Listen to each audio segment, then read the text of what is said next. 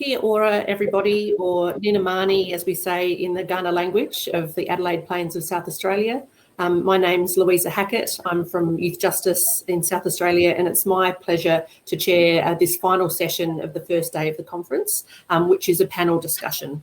The title of this session is Children Before the Courts, Addressing Access to Justice Requirements of Children with Neurodisability. We've got four distinguished speakers with us today.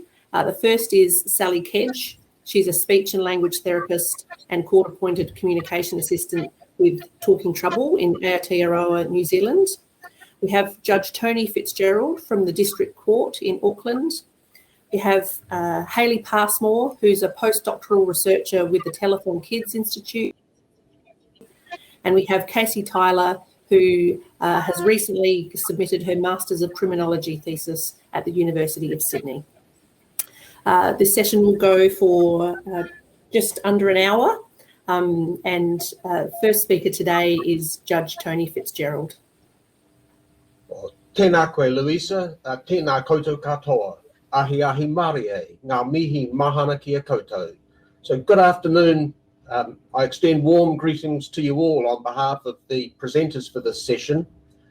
And I want to begin by acknowledging them.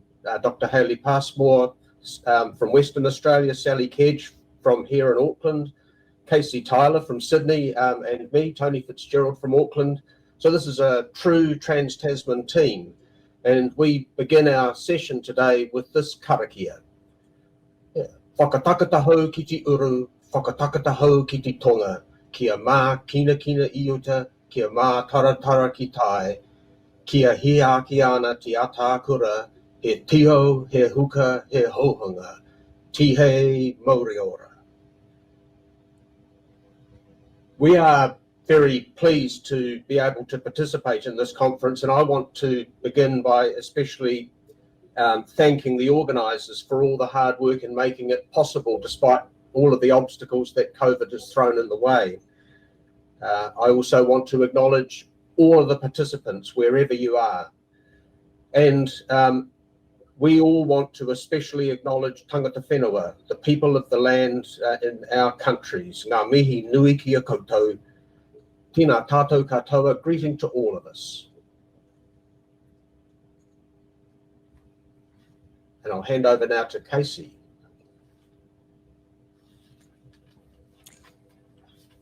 Thank you, Judge. I want to thank everyone for coming together. As Judge Fitzgerald said, we are certainly, it's fantastic. Today I'm coming to you from the traditional lands of the Dharawal speaking people in the Sutherland Shire. I acknowledge the Dharawal people as the traditional owners of the land I live, work and raise my son on, and that sovereignty was ceded. I acknowledge and pay respects to the elders, past and present, as well as the leaders emerging from the younger generations who we have a responsibility to nurture, support and promote the voices of. It is a sad reality that Indigenous children are significantly overrepresented in our youth system and in the cohort we are exploring here today. I'm going to give a quick introduction to what neurodisabilities are,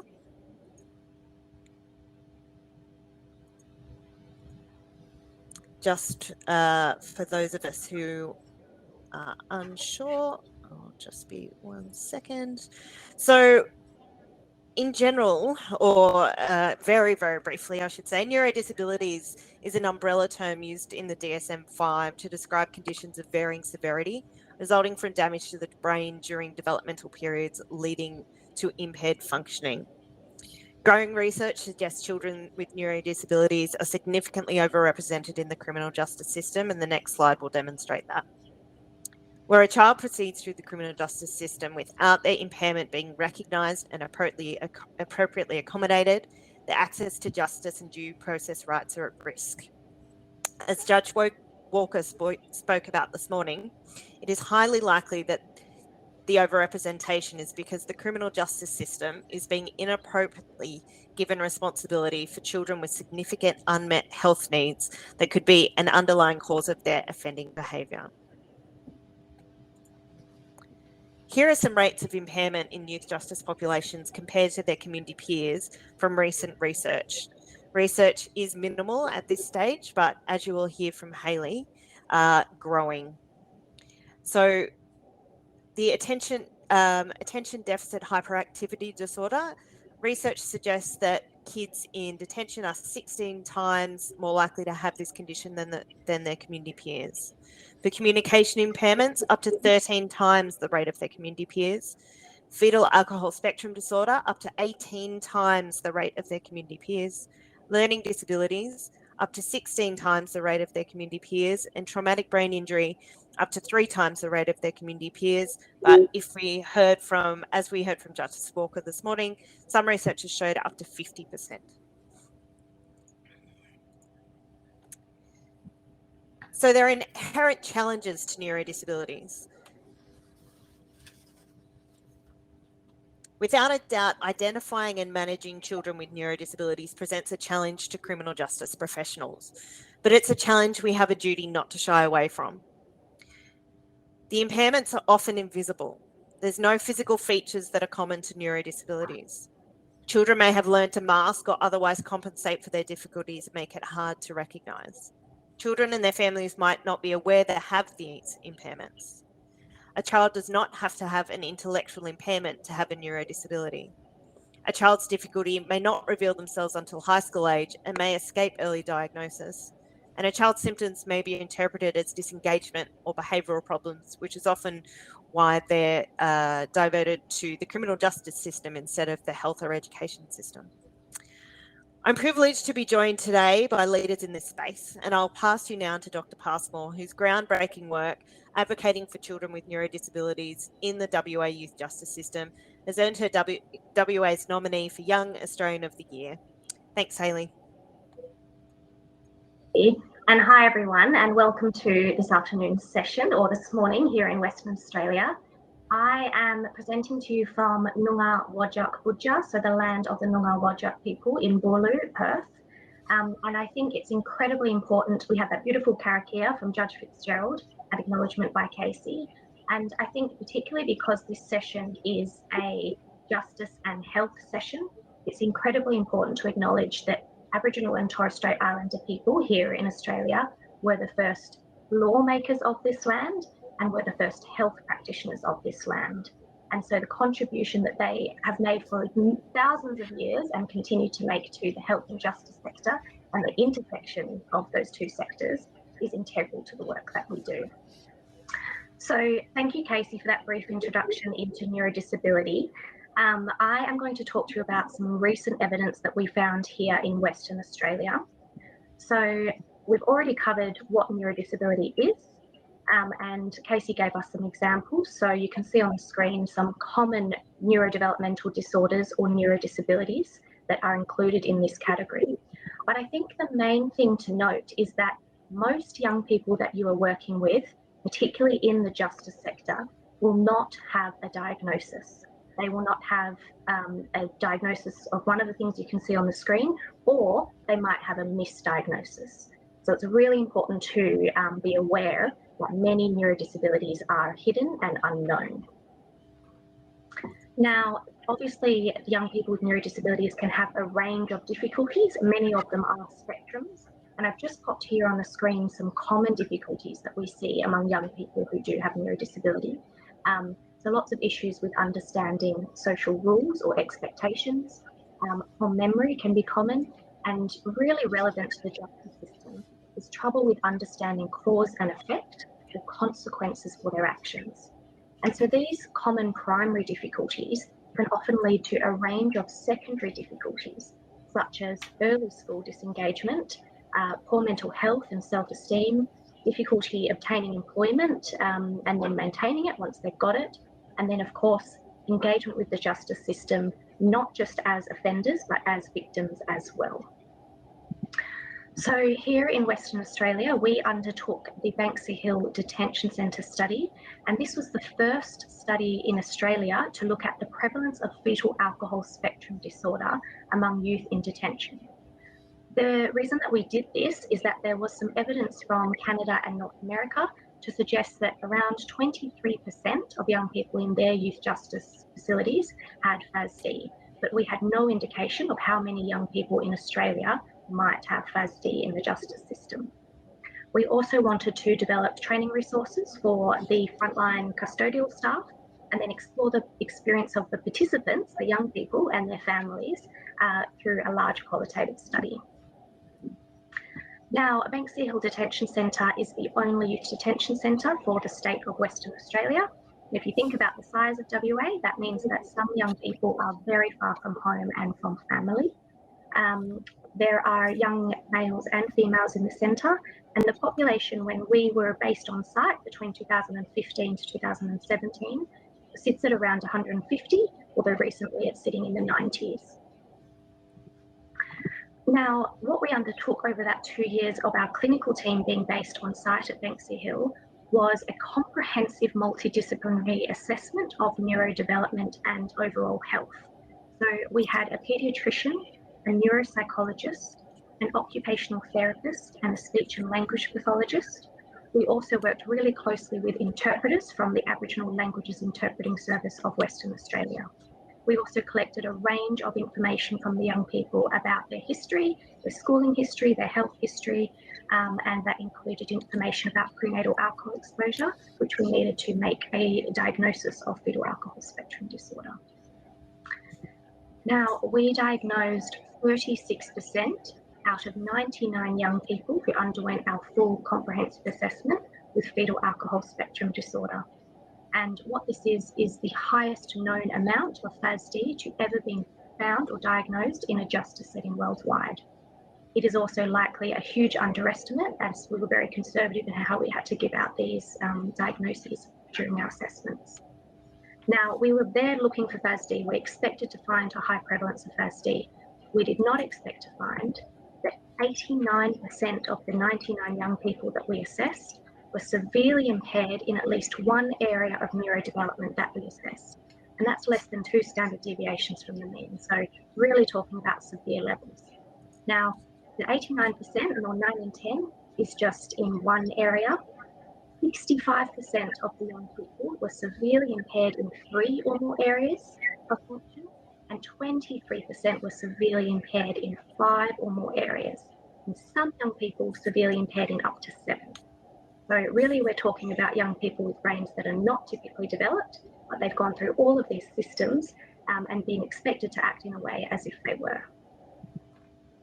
Now here on the screen you can see a list of the areas of neurodevelopment that we assessed and the percentage of young people that were severely impaired in each of those areas.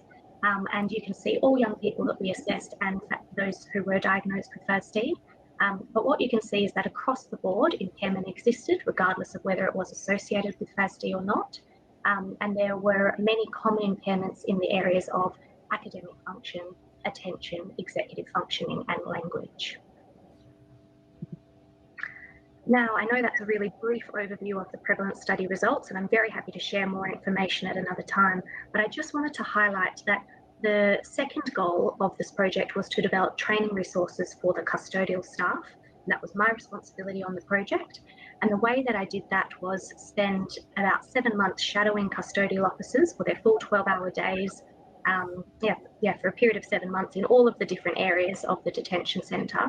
I then did a whole of workforce survey with the staff, which is published, and then qualitative interviews with the staff and with young people as well, to get an understanding of what other barriers and enablers that exist in the detention centre environment in terms of behaviour management and that may be helpful or harmful for young people with neurodisability.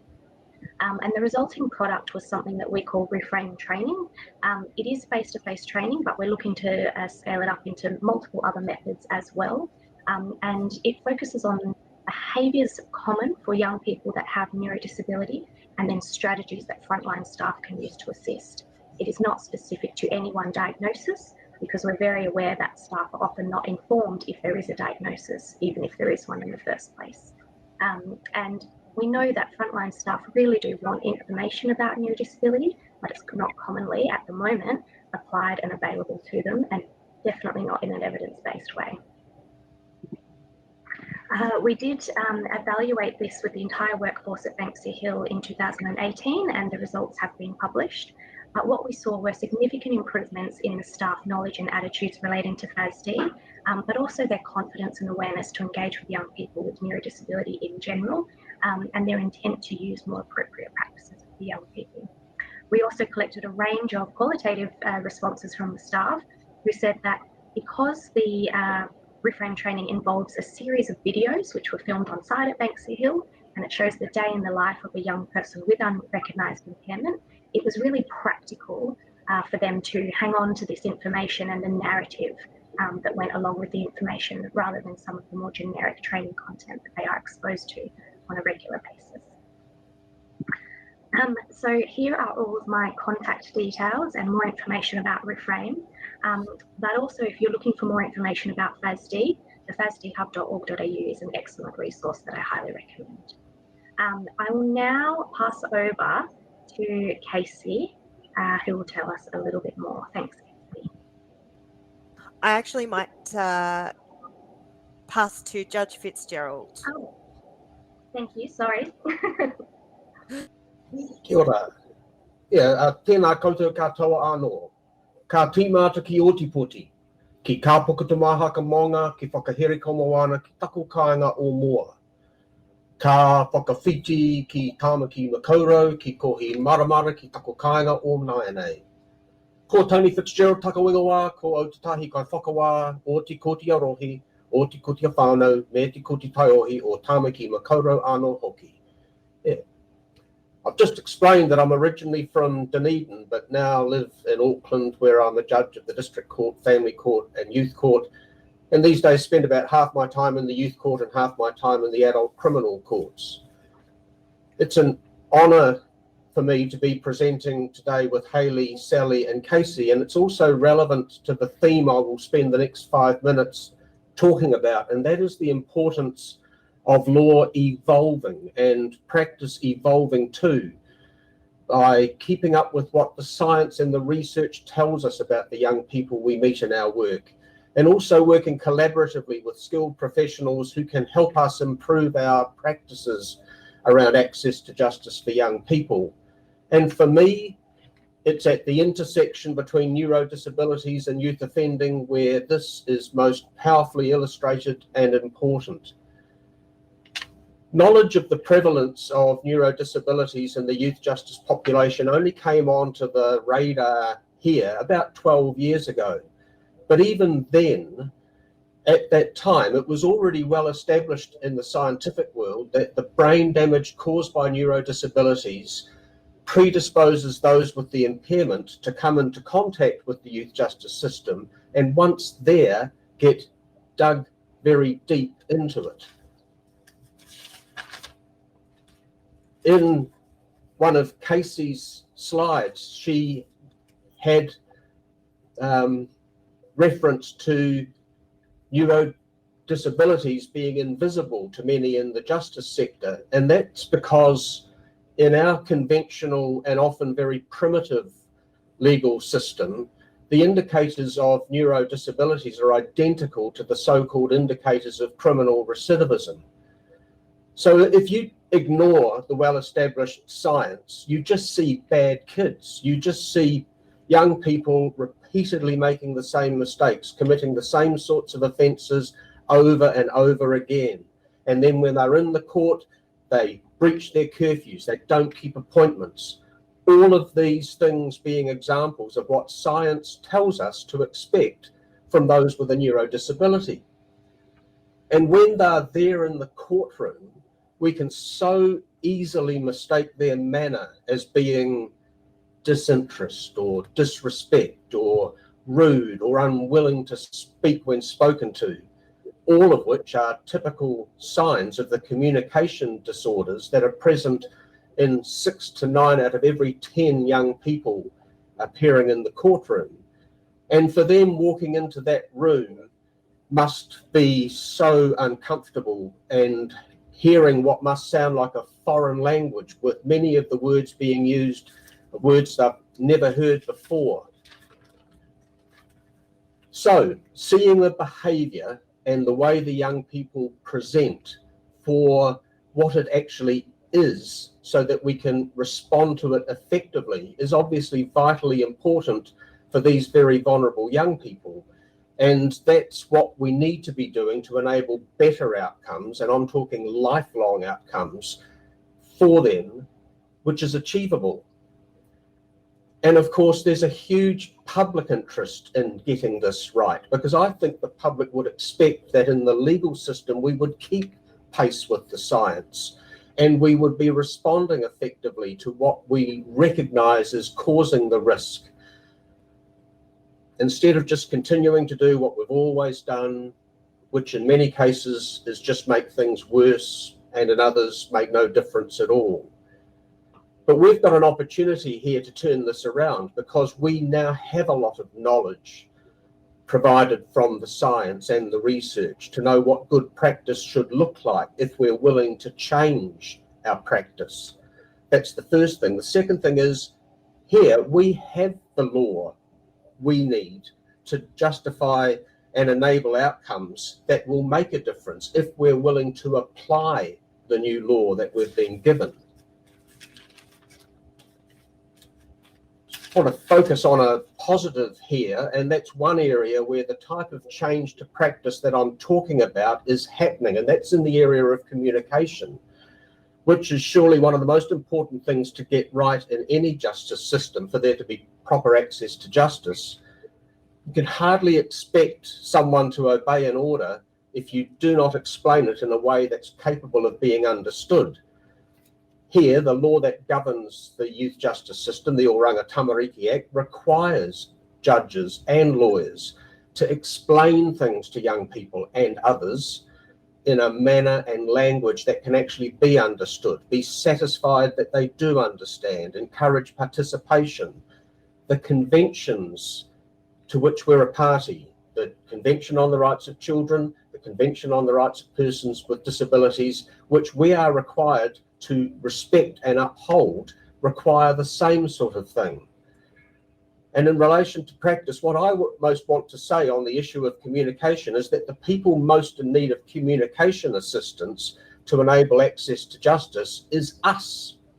It's the judges and the lawyers and the social workers and the various other professionals working with the young people, because there are a small number whose communication disorder is at a level where they need a communication assistant in the courtroom or at a family group conference, but the vast majority will have their need for access to justice met if we start communicating better, change the words that we use, the documents we use, the various other methods by which we communicate. And we have a legal mandate to do it. We have to, it's our job. The Act requires it, and it tells us to do it in very strong language. The conventions require that we do it. We've been given these tools and another tool, which is the practical commitment to be demonstrated to the principles of the Treaty of Waitangi, that requires us to change our practices. And I think the time has come for us to be bold and brave about using those tools we've been given with the knowledge that we have from science to start changing practice to bring about effective outcomes for the most vulnerable of the young people. That's our challenge. Kia kaha, kia maia, kia manawa nui. We need to be strong, be brave, and be steadfast. Thank you. Okay, kia ora koutou. I'm very glad to be here. Ko Sally Kedge Takuinwa, ko Chilton's Ngā Puki, ko Misbon Tawahiti, he tangata ingarangi aho, ko Sally Kedge Takuinwa, nō reira, tēnā koutou, tēnā koutou, tēnā koutou katoa. So I'm a speech and language therapist and communication assistant, and I think we could be feeling quite despondent thinking about those high numbers that my colleagues have been talking to us about today. But I'm hoping that my session is going to give us some solutions and some things that are practical that we can do. So I want to start by thinking about what have young people told us about their communication experiences and what solutions do they have. So we asked some young people who had experiences of the justice system for their views, and we wanted to know how it was for them to say what they wanted to say, to understand, to listen, and to really participate in the processes that concern them. And this is what they said, and we've captured some of these voices on this animation. The words and stuff are all too complicated. Make everything simpler. Some of the SIF's workers were confusing. I didn't understand them. The way he speaks is hard as to understand. I'm like, yeah, when in my head I'm like, what's he saying? If I feel okay with you, if I feel safe, I might talk to you. The first time I heard my rights, I didn't know what it was all about. Didn't know what they were saying and talking about. So I actually learned what all those mean. So I think young people can tell us what we need to be doing here, and whether or not their communication difficulties are related to a particular type of neurodisability or disorder, or whether or not they're coming from something else. I think we can make everything simpler. That's actually something we can all do. So how do we do that? Well, from that project, we provided a report so you can listen to what young people have to say. And we also provided some resource cards for practitioners to reflect on the changes that they might want to make. And this is not a nice to have. As Judge Fitzgerald just said, communication it needs to be done in a manner and a language that suits the young person in front of you. And if you haven't come across Professor Laura Lundy's work on voice, there are many things there that would be, I think, of use to the justice workforce, because we need to do this. We need to make sure that tamariki and rangatahi can know what's going on and participate, and the communication is pitched at the correct level for them. They need to have a voice, they need to have a say, and they need to be able to enact their rights. Or another way of saying that is have rangatiratanga, self-determination. So how do we actually do that? Well, yes, this morning Judge Walker was asked about, do there need to be more communication assistance? Well, I'm of the view that he shared there. Yes, we might be needed for some young people who've got really significant needs, but actually let's think about the communication skills for the workforce. Let's put on a set of lenses that really can help spot what's going on with communication, and we can know how to change the language, the way that every communication interaction takes place. Now, there is a communication assistant quality framework that's been developed for New Zealand, and this was published in July 2021. And you can go in there and find out what we do. And in New Zealand, it's rare compared to a lot of the jurisdictions in the world, but we work with both prosecution witnesses, but we also work with defendants.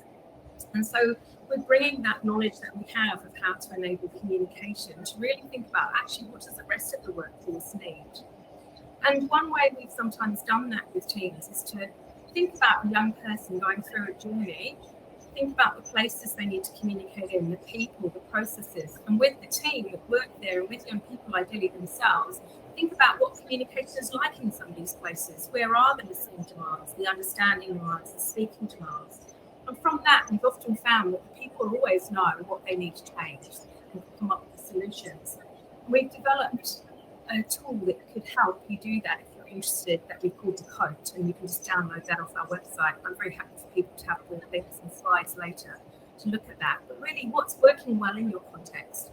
What are the things that actually are communication barriers that might be simple things to change? What is it that people need to know to really understand what might be going on underneath someone's behaviour and the way they present, and what might be happening that needs to be done differently?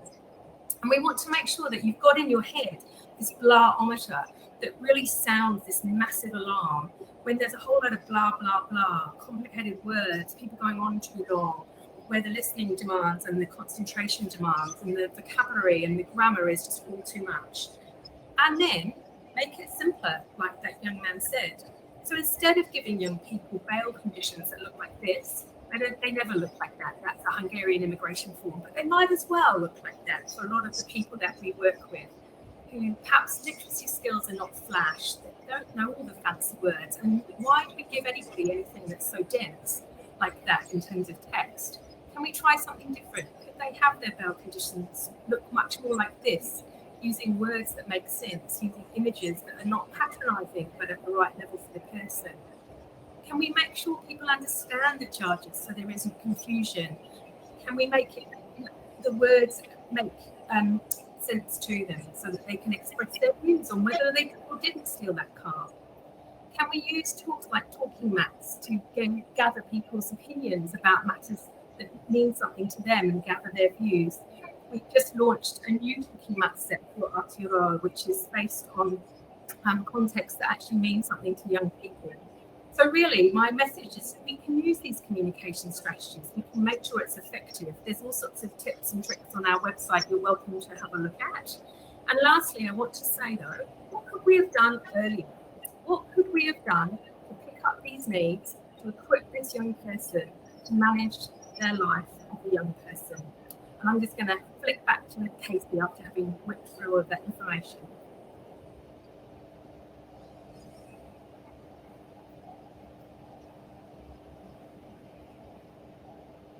From Dr. Passmore, Sally, and Judge Fitzgerald, representation of children with neurodisability, also referred to as neurodevelopmental impairments, is a challenge being faced by criminal justice professionals. And I'm privileged to be joined by the three of them today. They always inspire me when I hear them speak. Be bold and be brave, indeed.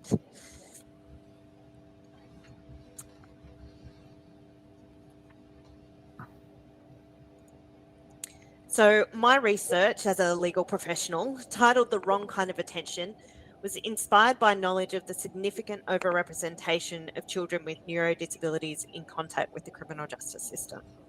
I wanted to understand how the New South Wales criminal justice system identified, accommodated and supported children with otherwise invisible and often undiagnosed conditions from first contact with police through to sentencing and incarceration. For all intents and purposes, this acts as a gaps analysis for the New South Wales criminal justice system, with examination of key legislation, policies, procedures, training, and the experience of professionals. I'll make the disclaimer that this presentation is a necessarily brief overview of this project, and for any person or organisation that is interested in more information, I welcome them to contact me. Step one of the research was to identify the key New South Wales criminal justice agencies and organisations. Each of these agencies was approached to participate, and all but New South Wales Police Force agreed to provide relevant documentation, such as internal policies and training materials, as well as making staff available for semi-structured interviews or correspondence. Step two was to identify and analyse legislation that referenced or otherwise impacted children with neurodisabilities in contact with the criminal justice system in New South Wales. 11 pieces of legislation were the focus of examination. Step three was to identify and analyse policies, procedures and trainings from the same agencies that referenced or otherwise impacted these children. These were then rated using a traffic light system, a green, yellow or red, to determine to what extent the resource made direct reference to children with neurodevelopmental impairment. The resource included guidance, re-identification and management of that child or those children, and whether the resource made direct reference to the responsibility of the criminal justice professionals to these children. This assessment made allowance for the emerging use of terms neurodisability or neurodevelopmental impairment in a criminal justice context, and also include references to cognitive impairment, which is more commonly used but not as broad. 21 pieces of policy, procedure and training or related materials were identified and assessed using this technique. Step four was conducting semi-structured interviews with 21 justice professionals from 13 different organisations to seek information about how they and their organisation identified and managed these children. This was critical to understanding whether the expectations set out in the legislation and organisational guidance reflected the actual experience of professionals. So findings. Findings included that there is a need for an awareness raising amongst criminal justice professionals. Although there is increasing efforts in the space, more must be done in New South Wales to ensure New South Wales criminal justice professionals are aware of neurodevelopmental impairments, what they are, how they present, how they impact behaviour, and the overrepresentation of these impairments. Creating a mandated targeted training in child rights in general and addressing neurodisability specifically is also critical and needs to be introduced. And I'm keen to chat with anyone interested in about how we can emulate Dr. Passmore's amazing work. Findings also included that there were existing legislative and professional obligations to identify and manage these children. They do exist, but they may be overlooked by an overwhelmed workforce, and there is no oversight to ensure these protections are being satisfied. There is also a need to increase opportunities and resources for thorough disability assessments as a child progresses through the justice system. It's often expected by professionals that by the age they reach the criminal justice system, any diagnosis would have already been done, so they're not pursued.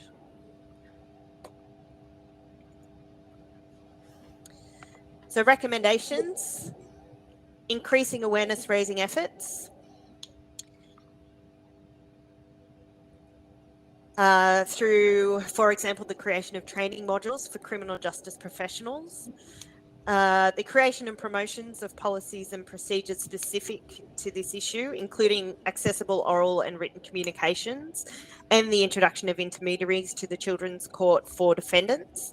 I believe Mary Woodward in her presentation tomorrow will also be touching on this. Ensure impairments are identified by making thorough disability assessments more accessible to children in contact with the criminal justice system. Currently, there are general overviews and they seem to follow that child throughout the system.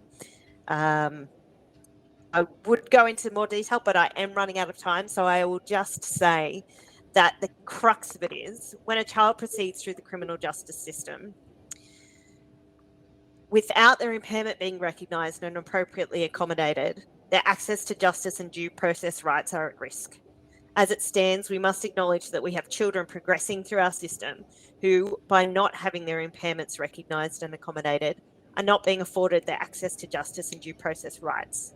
This is an unacceptable reality that must be immediately addressed with efforts such as those that we've heard about today in New Zealand and WA. These are my details. Please contact me if you'd like further information. I know we're running out of time, so I will pass to Louisa for Q&A. Just to say, this is a quick summary of our session. As criminal justice professionals, we must commit to increasing awareness and pursuing opportunities to upskill, ensure our laws, our policies and procedures promote the rights of children, particularly the right to fully participate, increase resources and tools to help meet our duties, advocate for increased and targeted resources, and continue to advocate for systemic change. Thank you.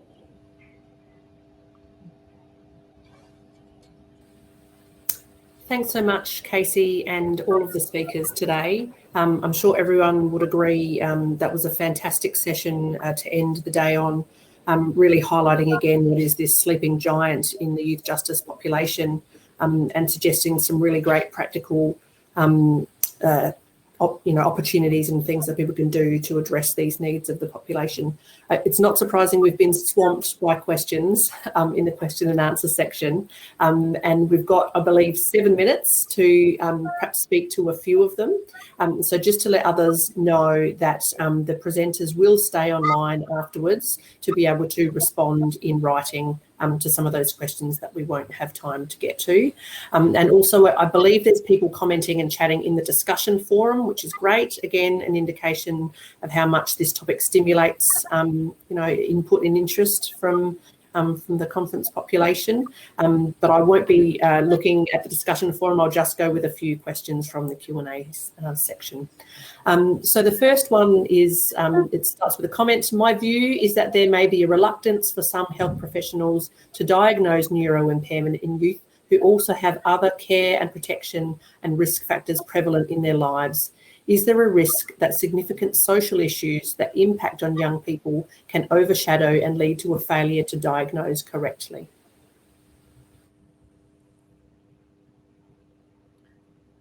I'm happy to comment on that. I would say that any assessment needs to take account of the complexities that are going on, and nearly every young person that I've been involved with hasn't got one single strand of issues. Usually there's complexity, often there's adversity, poverty, racism, trauma of all sorts. And I think it's a complex business, and also we want to be strengths-based as well. So we've got that balance of needing to be accurate in understanding someone's profile, while also not missing their potential and their strengths, and not medicalising young people either. So it's really complex, I think, this work.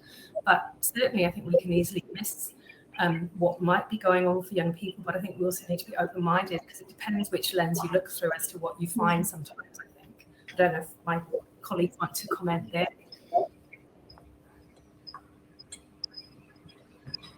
Yeah, I agree with Sally. It's rare to read a report where there's one simple diagnosis. There's often comorbid conditions and overlays of other issues as well. And I think the skill in the report writers is having that awareness of the breadth of issues and capturing all of the things that need to be identified, for which various supports and services and interventions are needed.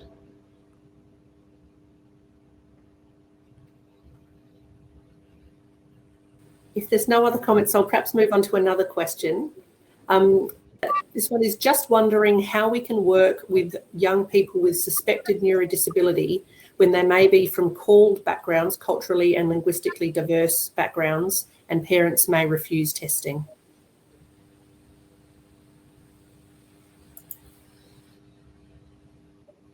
Sally, I know that you'll be jumping to answer this, and I want you to, but I just wanted to reiterate that in any assessment, it's really important that young people are assessed in their first language.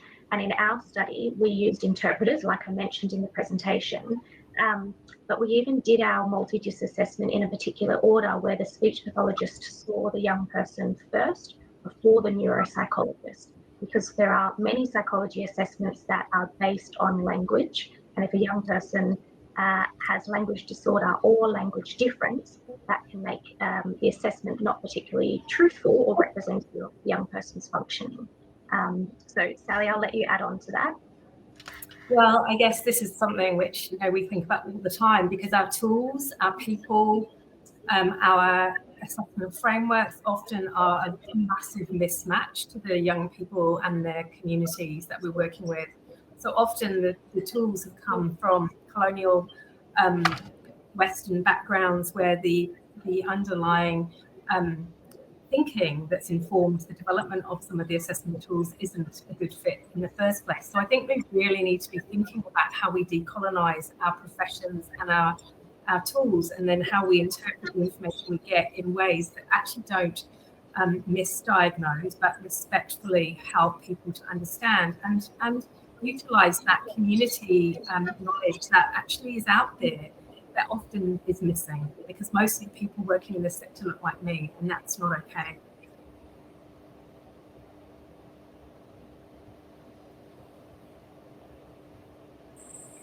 I'll move on to another question. Again, it starts with the statement, young people have a right to have the right assessment, diagnosis or impairment in order to provide the support that they need to navigate their way through our services.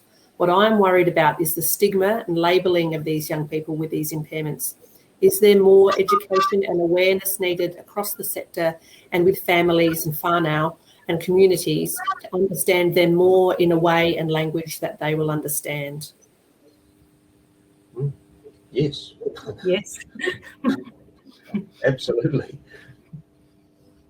I will note, though, absolutely more education needs to happen. But in our study, majority of the families that we engaged with were just so incredibly relieved and grateful that the needs of their young person were understood. And if the assessment is done in a way that is for the benefit and the function of the young person, where the family are involved in that process, it can be really empowering. I think we need to be so mindful that we don't stigmatise and do anything that shames, but also that supports are there. Where are our supports? I feel really frustrated by sometimes the absolute lack of support. Where are the speech language therapy services for adolescents in certainly in Aotearoa, New Zealand, and all the other services? We need to be not only assessing, we need to be supporting. just quick, that the use of the word assessment, I suppose the research that I said, people said, yes, they've been assessed, but assessed was used in a really broad way. So it could be that they were thoroughly assessed by a specialist, or it could be that they had a chat with a youth justice worker about their history and their education.